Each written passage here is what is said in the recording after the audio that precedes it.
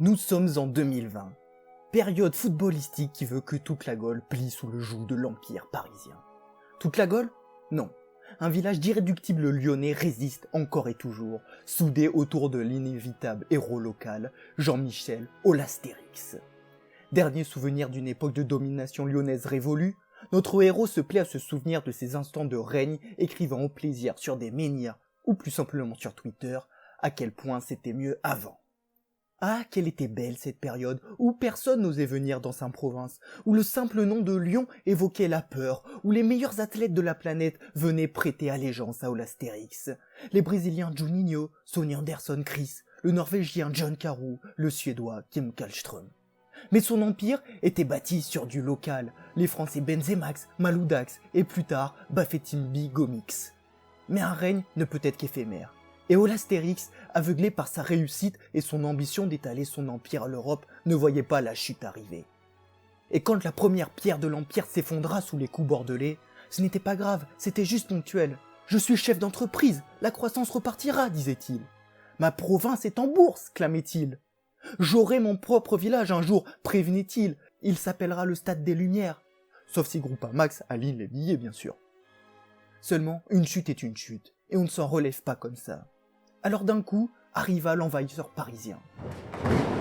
Un adversaire de plus, pensa Holastérix, j'en fais mon affaire. C'était hélas sans compter sur la potion magique parisienne. Une potion toute noire étrangère à la Gaule. Le pétrole. Ce n'est pas du jeu, clama Holastérix, c'est trop facile. Mais plus personne ne l'écoutait. Il se plaignait dans le vide. Cette potion avait le pouvoir de transformer un club moribond et vieillissant en arme puissante. C'est ainsi que le Scandinave Ibrahimovic arriva, ainsi que le Brésilien, peuple pourtant si fidèle à Lyon, laissait Thiago Silva et Maxwell fournir les rangs adverses. Triomphe après triomphe, Paris fit tomber Lyon dans l'oubli. C'en était trop pour Holastérix, en manque cruel d'attention. « Je suis quand même dauphin, je mérite votre attention !» Mais il ne se rendait pas compte qu'il subissait ce qu'il avait fait subir durant des années. Alors, il rejoignait la longue liste des souvenirs. Le souvenir rémois, stéphanois, nantais, marseillais et désormais lyonnais. Mais Holastérix ne pouvait s'en contenter. Il se disait que Paris lui aussi pouvait chuter et qu'il devait rester prêt. Alors, éternel second ou troisième, il se félicitait d'être toujours sur le podium et de pouvoir rencontrer à l'occasion des provinces romaines ou anglo-saxonnes. Sans s'en rendre compte, il était content d'être devenu sous-fifre. Un vrai petit cruchot dans le gendarme, s'agitant comme pas possible pour être bien vu par l'adjudant. Holastérix était devenu Louis de Funès, faisant rire de burlesque et de ridicule, sauf que lui, c'était involontaire. Désormais en 2020, Holastérix avait beau être le plus malin des siens, il était désormais rentré dans le rang. Et quand le fléau Covid frappa la Gaule, pour la première fois, l'avenir lui fait peur. Le pain et les jeux qu'il avait toujours distribués à son peuple allaient commencer à sacrément manquer. Plus de jeux européens, pensa-t-il, ce n'est pas possible. Je ne serai même plus prophète en mon pays. Il me faut réagir.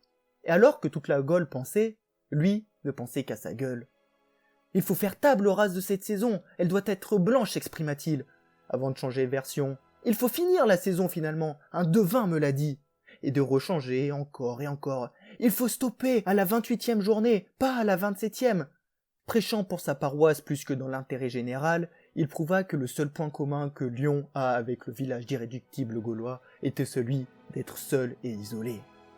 Si cette histoire n'est pas finie, car il faut toujours attendre un grand banquet pour la terminer, il y a bien un fin mot que j'ai à vous dire, c'est que, malgré ses prouesses et ses liasses, si Jean-Michel lasse, hélas, ce n'est pas possible de mettre le Holas sur Holas, car un Holas lisse n'existe pas, et c'est bien là qu'est l'os.